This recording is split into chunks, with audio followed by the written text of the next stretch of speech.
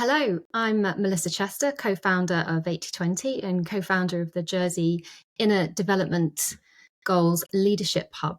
I'm joined today by my business partner and Hub co-founder, Jason Laity, and Dr. Chris Edmond, who is also one of our Hub co-founders. Welcome, Jason and Chris.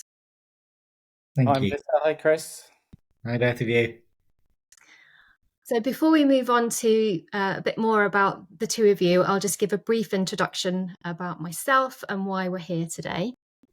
So I'm a business psychologist, coach and team coach, and I work in the areas of individual leadership and team development and also organizational transformation.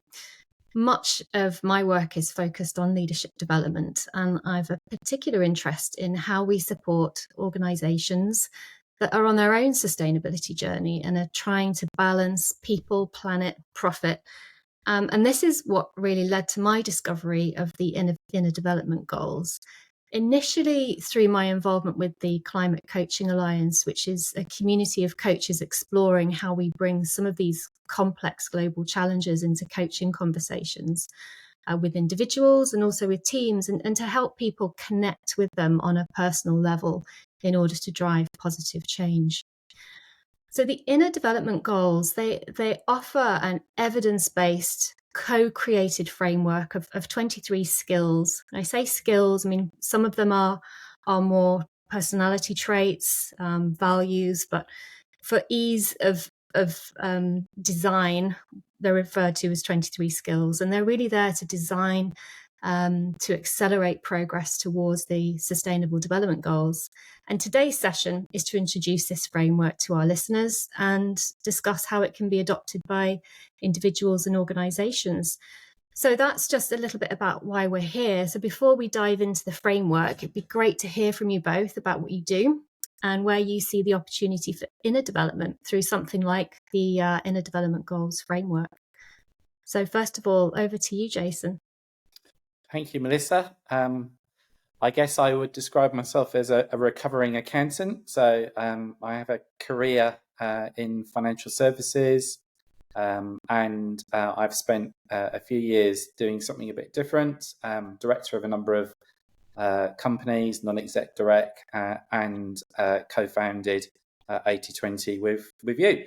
I guess my interest in this area is there's a whole lot of vision out there. There's some great plans, but not a huge amount of talk about how we achieve some of these things. So I've become increasingly interested in the more of the people side of moving some of these goals forward. And as we'll find out, the IDGs are we think the perfect catalyst to that. So that's my much shorter introduction to myself. Brilliant. Thank you. Thanks, Jason. Over to you, Chris. Thanks, Melissa. So I'm Chris Edmond. I'm an occupational health doctor primarily. So I look after people's health in the context of their work. My background prior to that was originally in computing, then in banking for a few years, before realizing that I wanted to do something that felt a little bit more worthwhile to me. Not to disparage any people working in financial services. And I found my way to medicine in the end, having looked actually at psychology originally. Through sort of a wide breadth of medical experiences and then through founding my own occupational health business, I think I came to realize the sort of that business can be a powerful force for good, initially in terms of looking after its own people, but also the impact that businesses can have in terms of the wider society. Through that sort of change in my way of thinking, I ended up being a non-exec director of a couple of charities. I'm in the process of setting up another charity, and I work with a few different community groups. Again, seeing the impact that both people's work, but also the setting in which they live, the wider life experiences have on their health. As doctors, we can only do so much to change people's health and to change society. There's a far greater impact on the way that we interrelate to each other, the way that our businesses work, the way that our government works, and addressing things like the UN Sustainable Development Goals and how do we come together to achieve them. So I came to the inner development goals having been introduced to them by you, but I think it's an amazing framework to sort of found things on how do we start, as Jason said, to actually deliver some of this stuff that we want to deliver. There's a lot of very good goals out there. We know what we want to achieve as a society, I think, but there's a lack of how we get there, and I think the IDGs are a really good framework to start that. Excellent, thank you. Sense a strong inner compass there coming through as well. One of the skills we'll go into a little bit more detail shortly. So probably just worth adding for me, I think the framework it's very clean and practical, and it meshes all these skills needed to plug the gap to help accelerate that progress towards the SDGs. I think the dominant focus so far has been on the doing, the sort of technical aspects, but what's needed to run alongside that is this kind of comprehensive set of skills and behaviours that really, really sit at the heart of change. And I'm sure systems change will come up later, but for me, the values and behaviours are what drive real systemic change. And I think this framework refocuses our attention on the most significant leverage point for driving change. When you look at the skills, there are a number that haven't been traditionally explored in leadership development, and you won't necessarily find them in leadership development programs more generally. And I just don't think there's been enough focus on those leadership skills and qualities needed to address the complex challenges and increasing emphasis on driving sustainability in organisations. So I think we've summarised there, we've shared our thoughts and where we see the value of the framework and the value in focusing on inner development, and why we want to share the framework and engage our community in ways that they can learn and develop some of these key skills themselves. So that's really an intro into why we're talking about the inner development goals and why we've established a local hub. And within our local hub, there was an early ask from the hub members for an overview of the framework. So that's why we're here today, to provide that. But clearly, this isn't just for our local hub members. A key aspect of the Inner Development Goals framework is that it's open source and not for profit. So we obviously want as many people as possible to learn about the IDGs and help them think about how they might adopt or adapt the framework themselves, and encourage more of that co-creation and sharing of how they're driving skill development.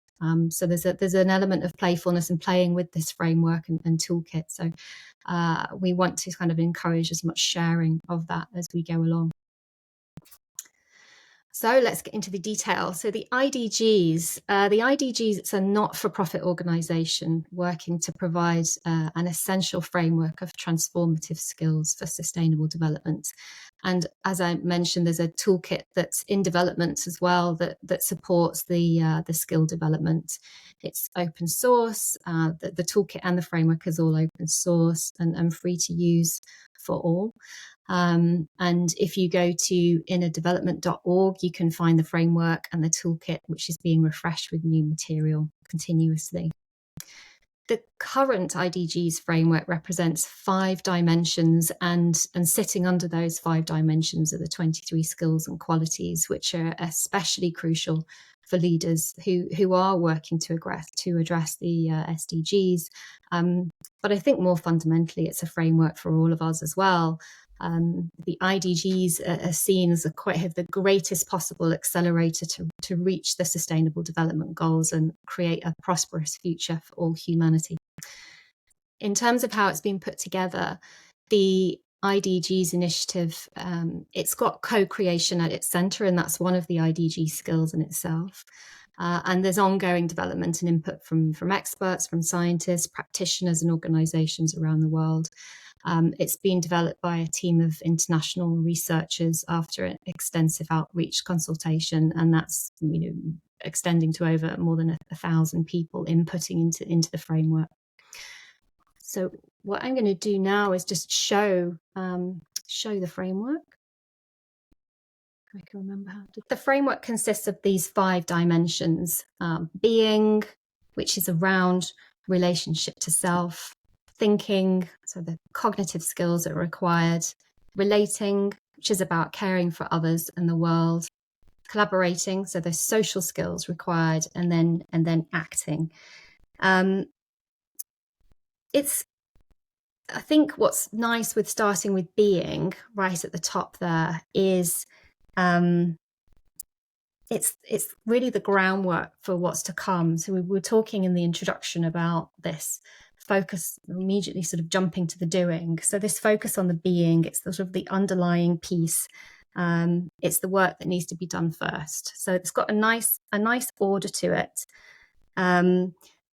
We mentioned earlier about inner compass. So, part of this being is this inner compass, so having this deeply felt sense of responsibility and commitment to values and purposes relating to good of the whole. I'm just kind of curious as to, when you look at across the being section, if there's anything that, particularly around that inner compass, anything that you connect with in particular there, for either of you. Any thoughts?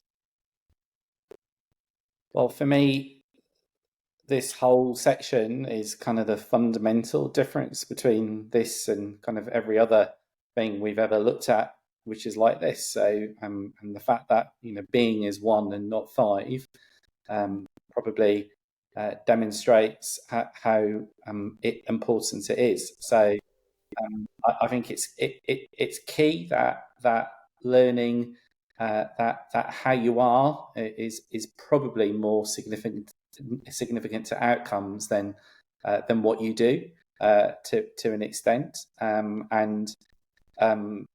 just think this is the key to crack the code of the rest of the IDGs. Really, it's the one which stands out.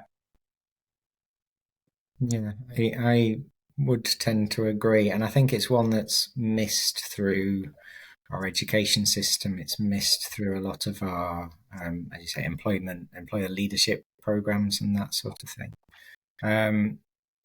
And I think it's interesting. I'm 43 now. I've worked in a variety of industries. I work in healthcare, where you'd think we'd be quite good at this sort of stuff.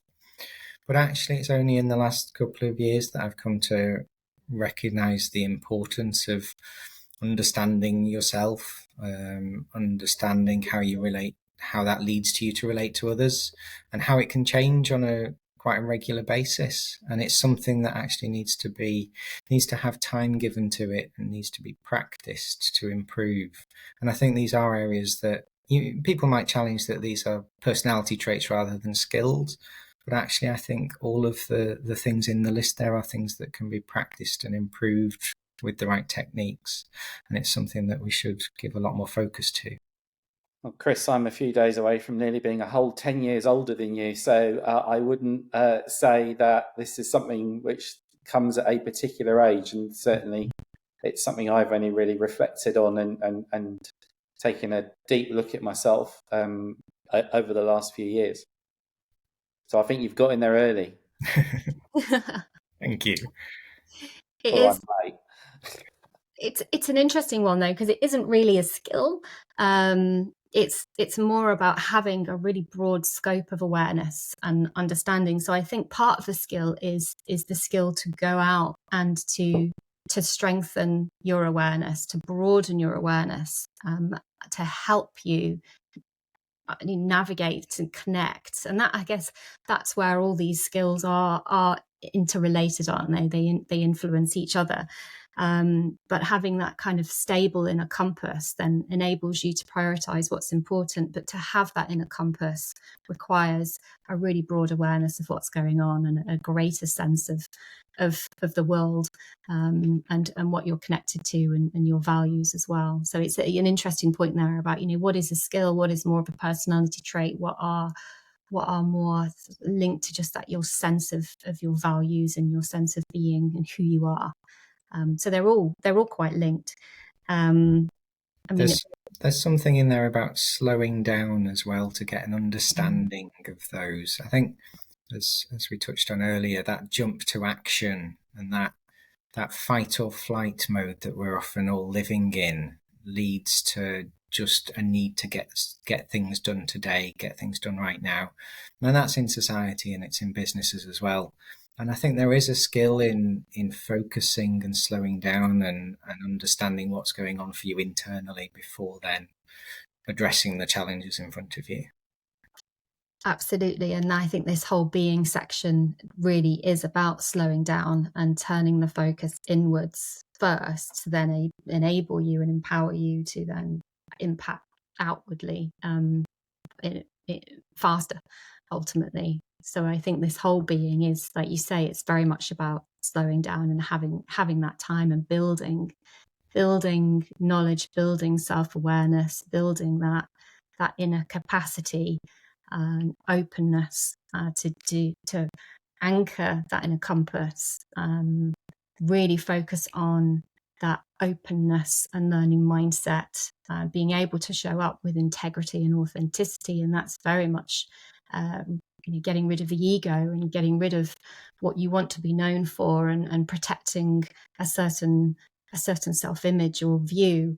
There's an element of maturity, I think, running through all of this as well, which is where, yes, some of it is skills, some of it is about sort of just learning and development, and some of it lends itself to some personality traits such as sort of like openness as well.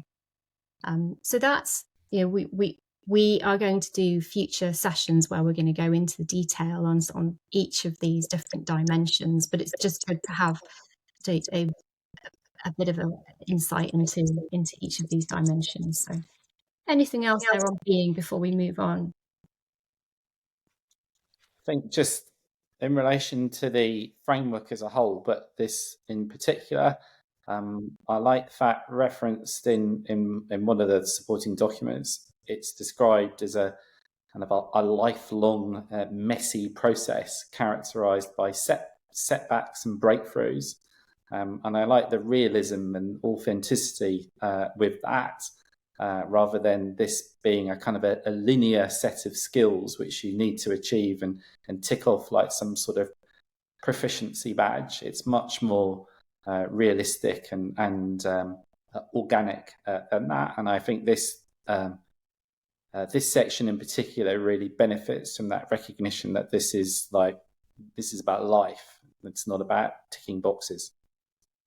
Yeah, and it really starts with us as the individual and the work that we do as individuals before then moving on to the later dimensions, which are more around how we interact with others and then how we move forward and make change collectively.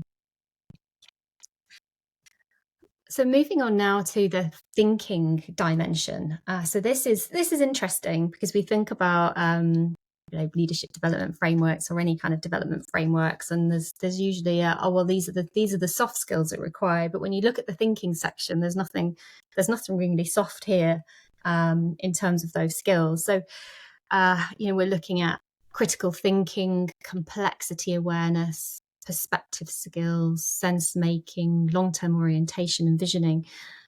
These are well, in their very nature, these are skills that are required to enable us to think longer term, and keep hold and keep in sight the longer term ambitions, to recognize that things are not straightforward and to be sort of flexible and open. So it's a bit like the openness and learning mindset. It's knowing, if you have that openness and learning mindset, then you're more likely to be better at the complexity awareness and the critical thinking, because you know that there's still more to learn and you need to show up with curiosity and understanding. So there is there's a strong link there to, I think, the openness and learning mindset. I think for critical thinking, it's very much about, we think about what does that look like.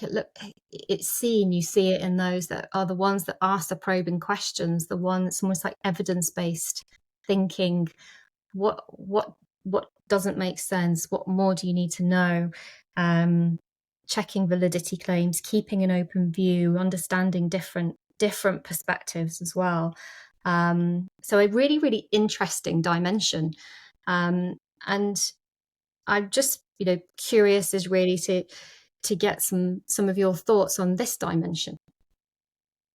I think, as you said, you think of these things in terms of soft skills, but actually these are almost a higher order level of skills and complexity. And I think so much of it almost can be summed up in terms of keeping an open mind. But in so many areas in which I've got experience, certainly, people jump to conclusions very quickly and don't necessarily weigh up the evidence in front of them. We see it all the time in medicine in terms of people being quick to jump to a specific diagnosis very early on and not taking into account all of the evidence in front of them and not understanding the complexity of the situation, not necessarily taking that sort of the perspective into account and other people's experiences, and thinking very much only from their own experience and perspective. And that's where we see mistakes being made in medical diagnoses. It's where we see mistakes being made in business strategy, when people think they've got all of the answers and again jump into the solutions before doing that slightly slower, deeper analysis. It applies equally to government policy development. And all of these skills are absolutely key for us all to develop across all of those areas. And I think this is a very difficult area to develop in, because it's something that takes patience and time and experience and feedback and a lot of reflection, because it's thinking about the way we think, and that's a difficult skill in itself to develop, to understand the biases that we have and take that step back from our own thinking. But again, I think slowing down helps with that, and if we can figure out ways to develop these skills in people across Jersey, across the world, then we will start to make progress in those greater challenges that we want to make progress in. Gosh, I'm feeling outfought here. I think so. The opposite of this section in my mind would be reacting. And to me, this section it is about having the confidence in yourself to allow your mind to do a little bit of thinking and to reflect. And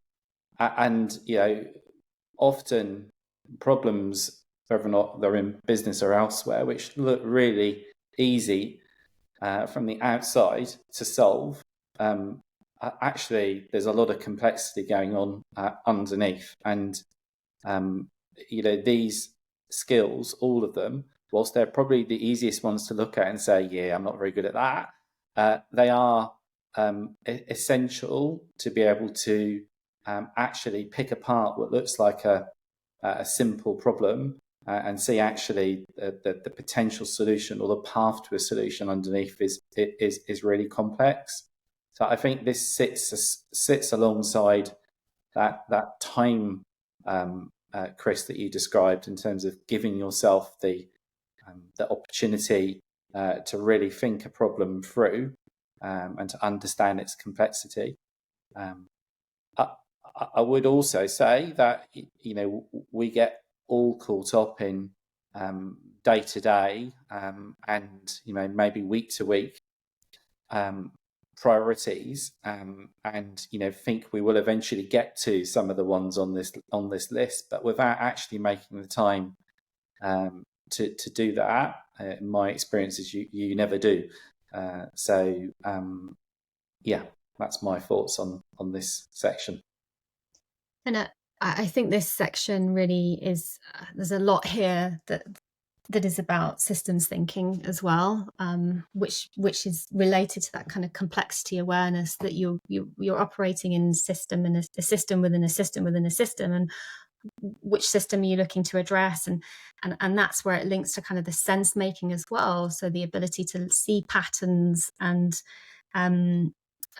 actively look for those patterns and look at, how might you interpret those, and engaging in discussion and developing that understanding through the perspective taking. So it's deep, quite deep, complex work, but it's absolutely critical in driving through change, making the right decisions, keeping clear on the longer term vision, and an appreciation of the complexity, and it is that stepping back. We see so much of real polarized views, and this lack of perspective taking, the skill in perspective taking. And I think for me that one really jumps out as one where how do you purposefully seek out different perspectives and use that insight to help inform where you go and what you do. So a really interesting area there to explore. I could just make an additional point following on from that. Even in an age of AI and ChatGPT, systems within organizations aren't linear. So change in those multi-dimensional systems is not a case of pressing a button at one end of a system and that flowing through at the other. And you really need these skills to be able to understand the complexity of what you're looking at, and to understand the long-term effects of what you're doing. So I couldn't agree more, Jason. And I think you underestimate that complexity at your peril. And it's always amazing to me, on an island of only 100,000 people, you would think we would be able to reasonably understand everybody's perspectives. But that's constantly challenging to genuinely understand. But even if you go to the level of a small team, the degree of complexity in a team of 5 people who change in terms of their own perspective on a day-to-day basis, the mood that they're in, what's happened at home, how they react to what would seem to be simple inputs, simple instructions, can change and be extremely complex.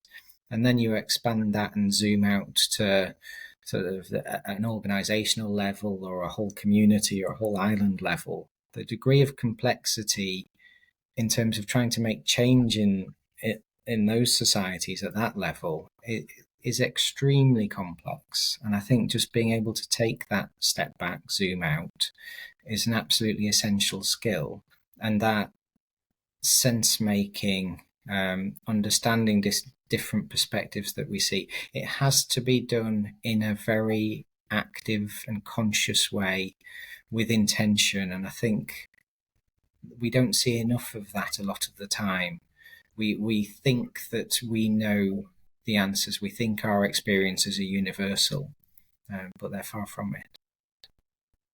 Yeah, really, really good points there, and emphasizing the need to sit with what's in front of you and be curious about it and learn, and how important that stage is before then going ahead and engaging and doing the relationship building, the engaging and the driving forward. That you need to be clear on what it is that you're driving forward and why, and that's been well thought through and well researched, and that the systemic piece is understood, that what are you make change here, what happens over here, what's the right thing to do. So really, really important set of skills there, and good to have a conversation from an organizational level, but also thinking about the island as well, and what happens and what influences change here. If you've enjoyed our first episode, please listen out for episode 2, where we'll be continuing our discussion around the IDG framework and exploring the 3 remaining dimensions: relating, collaborating, and acting, and sharing some thoughts on the application of the framework. I hope you tune in next time.